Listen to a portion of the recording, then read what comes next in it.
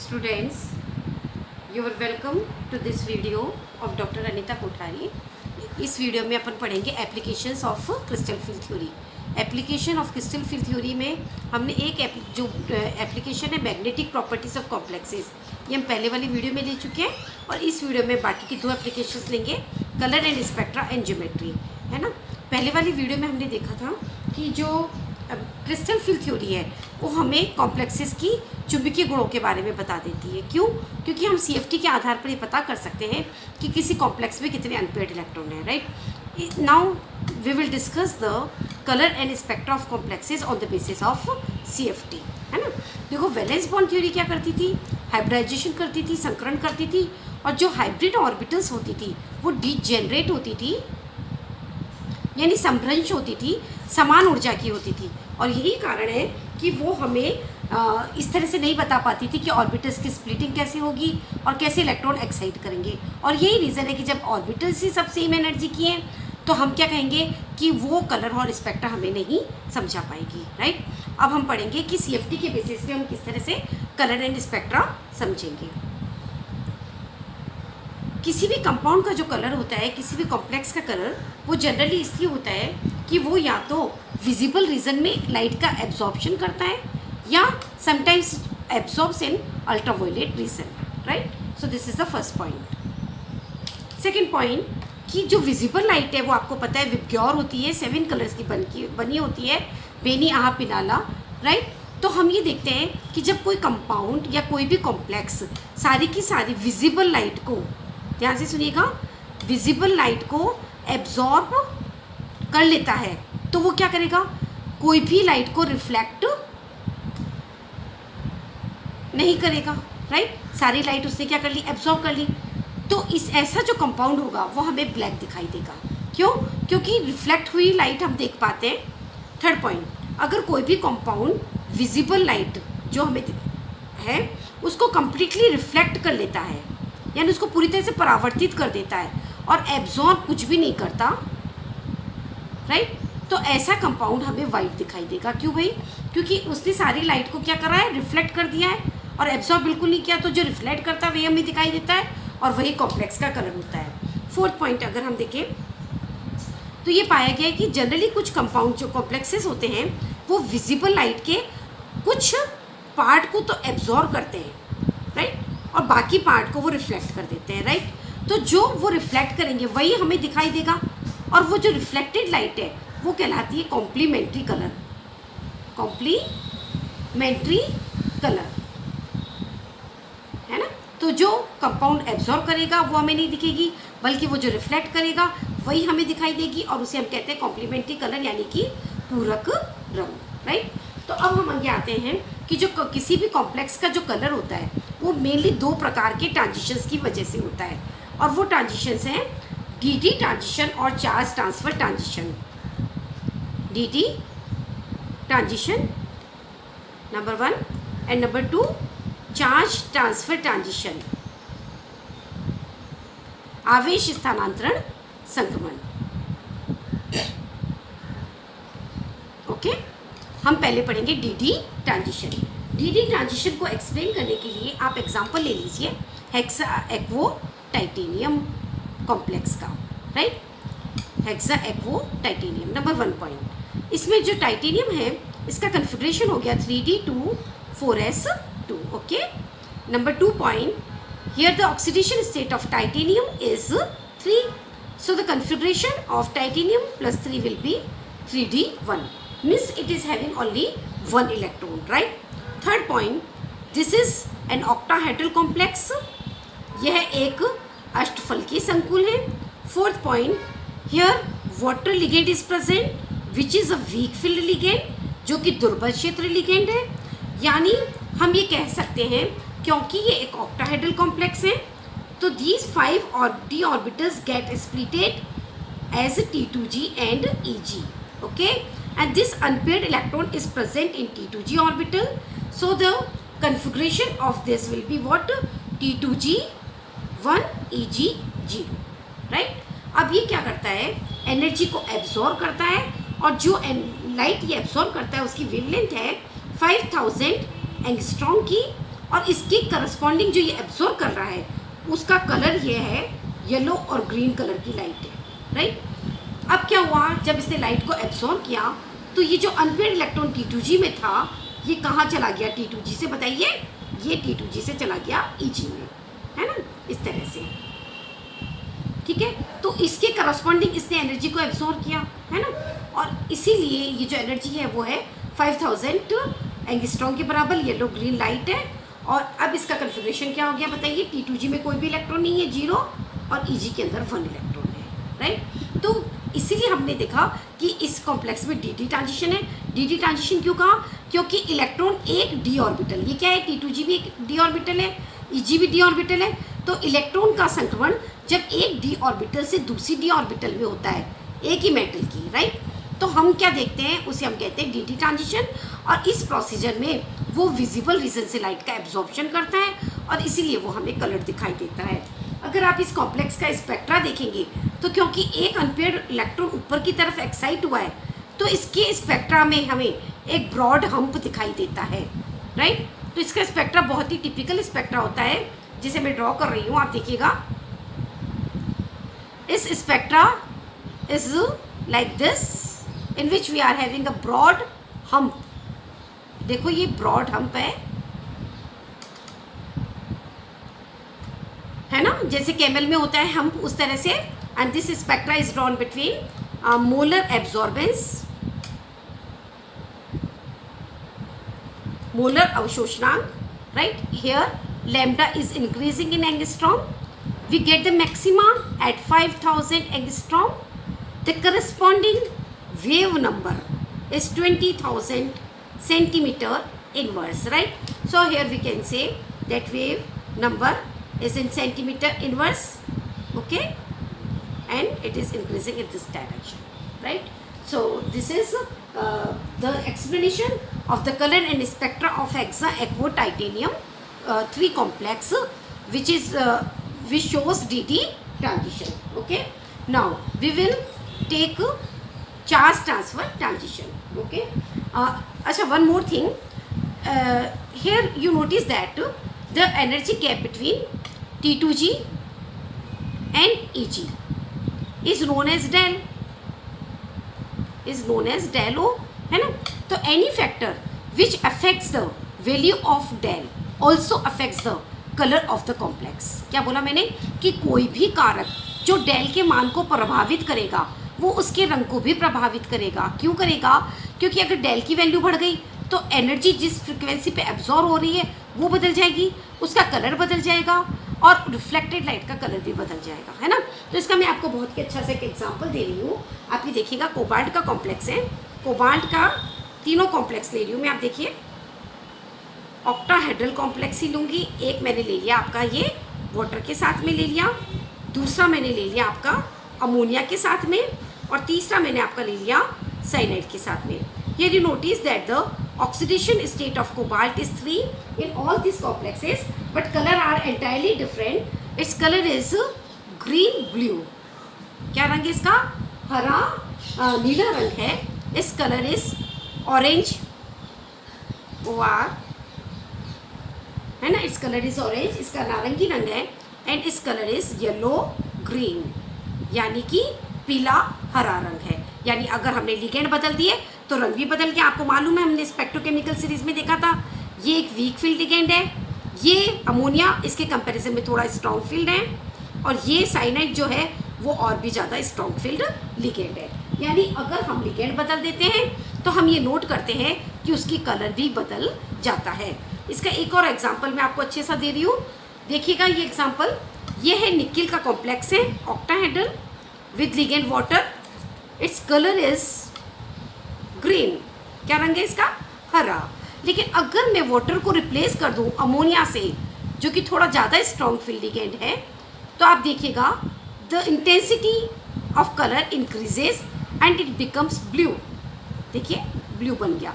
Now if I replace ammonia with bidentate ligand ethylenediamine, right, then again the intensity of colour increases and it becomes dark blue, है ना।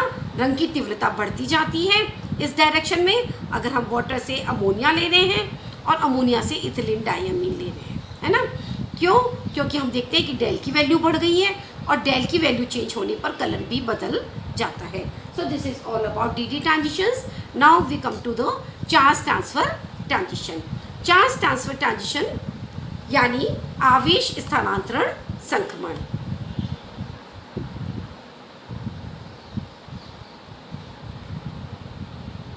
Okay इसको आप एक question form में एक question लिखिए, बड़ा अच्छा सा क्वेश्चन है। एक्सप्लेन वाई, समझाइए क्यों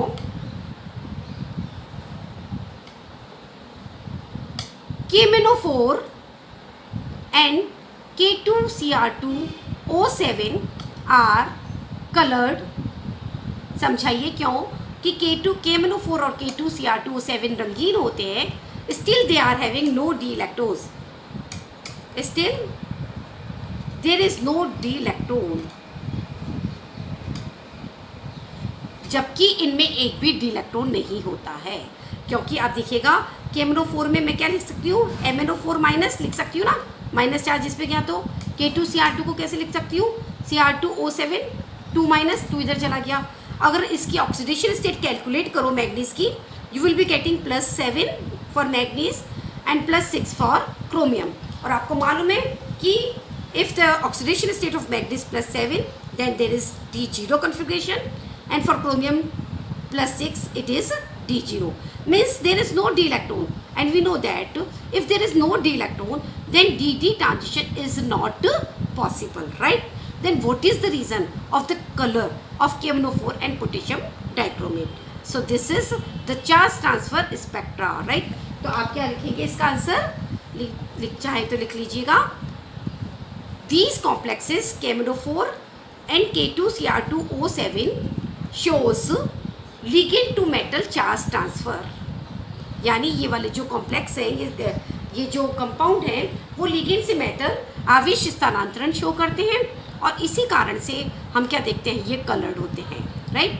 लिगेंड से मेटल किस तरह से हुआ, क्योंकि यहाँ पर जो लिगेंड है वो क्या है, O2 माइनस देख लीजिएगा, MnO4 माइनस Cr2O7 2 माइनस, इनमें ऑक्सीजन लिगेंड है, इसके पास फील्ड p ऑर्बिटल होती है, क्या होती है, पूरे भरे हुए p कक्षक होते हैं। और जो मेटल हमारी सपोज है Mn7 प्लस, इसके पास खाली d कक्षक होते हैं, वेकेंट d ऑर्बिटल। तो ये अपने भरे हुए कक्षक, इसकी खाली भरे हुए और जो ऑर्बिटल्स है उसके इलेक्ट्रॉन यहाँ से यहाँ इसके खाली कक्षक में आ जाते हैं और इस प्रोसीजर में ये एनर्जी को एब्जॉर्ब करते हैं और यही रीज़न है कि हमें कलर्ड दिखाई देते हैं। जनरली जो एनर्जी एब्जॉर्ब होती है वो अल्ट्रावायलेट रीजन में होती है। और ये भी आप नोट करना कि जो कंपाउंड चार्ज ट्रांसफ़र ट्रांजिशन यानी आवेश स्थानांतरण संक्रमण दिखाते हैं उनके कलर बहुत ही डीप, बहुत ही गहरे, बहुत ही ब्राइट यानी चमकीले होते हैं। किसकी तुलना में, जो कॉम्प्लेक्स डी ट्रांजिशन शो करें। यानी मैं ये कह सकती हूँ जो चार्ज ट्रांसफर शो करते हैं उनके कलर बहुत ही डीप और गहरे होते हैं और डी संक्रमण जो शो करते हैं उनके जो कलर होते हैं वो उतने गहरे नहीं होते हैं, है ना। तो इसका मैं आपको, देखो आप लेबोरेटरी में देखो, आपने देखा क्या, K2Cr2O7 देखा ना, पोटेशियम डाइक्रोमेट कितना गहरा ऑरेंज कलर होता है ना। और उसके क्रिस्टल्स जो कितने होते हैं, शाइनिंग होते हैं। इसका सॉल्यूशन भी आपने देखा, बहुत ही गहरा नारंगी रंग का होता है। इसी तरह से KMnO4 देखो आप, इसके क्रिस्टल बहुत ही डार्क वायलेट कलर के और शाइनिंग क्रिस्टल होते हैं ना। और एक ड्रॉप अगर एक क्रिस्टल उसका पानी में डालोगे तो पूरा जो सॉल्यूशन होता है वो वायलेट कलर का हो जाता है, राइट। तो ये इनकी खास बात है, इनके कलर बहुत ही डीप और ब्राइट होते हैं, है ना। अगर आप कंपेयर करना चाहो तो देखो, इससे कंपेयर करो कॉपर सल्फेट से, है ना। कॉपर सल्फेट में कौन सा संक्रमण होता है, डी ट्रांजिशन होता है। कैसे होता है भाई, क्योंकि इसमें D8 इलेक्ट्रॉन है, देखो ये, है ना। तो जब D इलेक्ट्रॉन होंगे तो 1 2 3 4 5 6 7 और 8, तो आप ये देखोगे कि यहाँ इलेक्ट्रॉन यहाँ से यहाँ जाएगा, तो ये तो शो करता है डी ट्रांजिशन। तो आपने नोट करा इसका कलर कैसा होता है, ब्लू होता है, सिंपल ब्लू होता है, कोई ब्राइटनेस नहीं होती, कोई शाइनिंग इतनी नहीं होती जितनी कि इन दोनों कंपाउंड्स में होती है, right. So this is the second reason of the colour in transition metal complexes, right. एक बात और ऑब्जर्व की गई कि जो कंपाउंड या जो कॉम्प्लेक्सेस चार्ज ट्रांसफर शो करते हैं उसमें अगर हम मेटल की ऑक्सीडेशन स्टेट को बढ़ा दें तो रंग की तीव्रता भी बढ़ती है, राइट। यानी अगर हम ले टाइटेनियम, देखिएगा वेनेडियम, क्रोमियम, मैग्नीस +7, राइट। तो आप देखियो +4 +5 +6 +7 सब क्या है, D0, यानी DD संक्रमण नहीं होगा इनमें। तो इनमें कौन सा होगा, आवेश स्थानांतरण transition, charge transfer transition, right. यानी आवेश स्थानांतरण संक्रमण होगा और कलर की इंटेंसिटी ऊपर से नीचे की तरफ बढ़ती जाएगी। क्यों, क्योंकि ऊपर से नीचे ऑक्सीकरण अवस्था बढ़ रही है ना। तो आप ये नोट करिएगा कि जो टाइटेनियम +4 है वो तो कलरलेस होता है, रंगहीन होता है। ये येलो कलर का होता है, देखो थोड़ा गहरा, इसका कलर ऑरेंज होता है। ऐसे याद कर लो पोटेशियम डाइक्रोमेट से, ये वॉयलेट होता है, गहरा बैंगनी होता है। ऐसे याद कर लो KMnO4 से, है ना। तो जैसे जैसे ऑक्सीकरण अवस्था बढ़ती है वैसे वैसे रंग की तीव्रता बढ़ रही है। क्यों बढ़ रही है, क्योंकि अगर हम किसी भी मेटल पर उसकी ऑक्सीडेशन स्टेट को अगर हम बढ़ाते हैं, इसको बढ़ाते जाते हैं, तो वो इलेक्ट्रॉन को आराम से खींचेगी और रंग की तीव्रता भी बढ़ती जाएगी, राइट। तो ये हमने सेकंड एप्लीकेशन करी है CFT की, कि वो हमें बहुत ही अच्छे तरीके से कलर एंड स्पेक्ट्रा के बारे में बताती है, जो कि VBT हमें नहीं बता पाई थी। Okay, now the third and the last application of crystal field theory is the geometry. Means CFT can explain the geometry of complexes. कैसे? According to CFT कि कोई भी कॉम्प्लेक्स जो बन रहा है उसके बनने में जितनी ज़्यादा क्रिस्टल फील्ड स्टेबलाइजेशन एनर्जी होगी वो उतना ही ज़्यादा स्टेबल होगा, और जिस भी ज्योमेट्री में जितनी ज़्यादा क्रिस्टल फील्ड स्थायीकरण ऊर्जा निकलेगी उसके बनने की संभावना उतनी ही ज़्यादा होगी, राइट। तो अगेन अपन इसे पॉइंट वाइज डिस्कस कर लें। Number 1 point, right. Number 1 point is this, generally metal prefer to form octahedral complexes. साधारणतया जो धातु होती है वो अष्टफलकीय संकुल ही बनाना पसंद करती है, क्योंकि ऑक्टाहेड्रल कॉम्प्लेक्स बनने पर जो डेल ओ की वैल्यू है, या ये कह दो क्रिस्टल फील्ड स्टेबलाइजेशन एनर्जी का मान है, वो इतना पर्याप्त होता है, इतना सफिशिएंट होता है कि जो बना हुआ ऑक्टाहेड्रल कंपाउंड स्टेबल हो जाए। क्लियर है, बोलो। और यही रीज़न है कि जनरली क्या है कि जो कॉम्प्लेक्स हमारा है वो ऑक्टाहेड्रल ही बनता है। लेकिन कुछ केसेस में हम ये नोट करते हैं कि मेटल हमारी टेट्राहेड्रल कॉम्प्लेक्स भी बना सकती है। कब बनाती है, जब डेल ओ और डेल टी के मान में ज़्यादा अंतर नहीं हो, या हम ये कह दें कि crystal field stabilisation energy tetrahedral की और ऑक्टाहेड्रल ज्योमेट्री की लगभग समान हो। तो अब जरा एक एक करके पॉइंट डिस्कस करें। कब कब ऐसा होता है। नंबर 1 पॉइंट, जब लिगेंड वीक फील्ड हो तब ये केस होता है।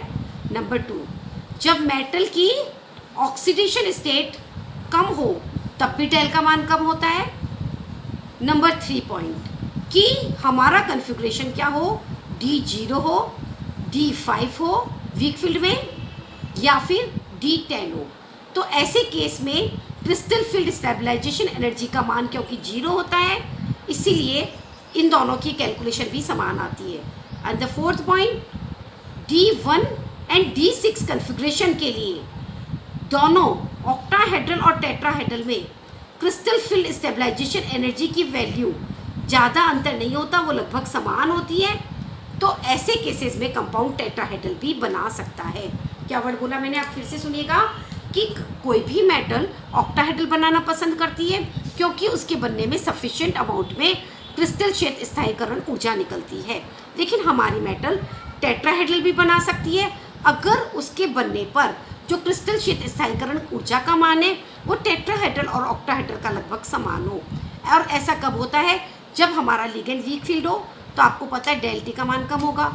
मेटल की ऑक्सीडेशन स्टेट कम हो तो भी डेल टी का मान कम होगा, या हमारी मेटल 0 या D5 या D10 कन्फिग्रेशन रखती हो, क्योंकि ऐसे केसेस में क्रिस्टल क्षेत्र स्थायीकरण ऊर्जा का मान 0 होता है, या हमारा विन्यास D1 या D6 हो, क्योंकि इस विन्यास की जब हम कैलकुलेशन करते हैं तो ऑक्टाहेड्रल और टेट्राहेड्रल दोनों की जो क्रिस्टल फील्ड स्टेबलाइजेशन एनर्जी है वो लगभग समान आती है। Clear. Now the third point is this one. The metal having D8 configuration such as nickel 2 prefer to form square planar compound, यानी जिनका विन्यास D8 होता है, जैसे निकिल +2 वो वर्गीय समतलीय संकुल बनाती है, क्योंकि इसके बनने में जो डेल SP का मान होता है वो बहुत ही ज़्यादा होता है और इसीलिए क्रिस्टल क्षेत्र स्थायीकरण ऊर्जा का मान भी बहुत ही ज़्यादा होता है। एंड द लास्ट पॉइंट कि जो मेटल्स है जिनका कन्फिग्रेशन है D9, ओके, जैसे कॉपर +2 है ना, they also prefer to form tetragonal geometry, यानी जिनका विन्यास D9 है वो टेट्रागोनल ज्योमेट्री बनाती हैं, यानी द्विसमलंबाक्ष ज्योमेट्री बनाती हैं। आपको मैं पहले भी बार बार बता चुकी हूँ, द्विसमलंबाक्ष ज्योमेट्री में एक्स और वाई एक्सिस के जो लिगेंड होते हैं वो तो बराबर दूरी पर होते हैं, एक्स और वाई एक्सिस के, लेकिन जो जेड एक्सिस के लिगेंड होते हैं वो मेटल से थोड़ा दूर होते हैं।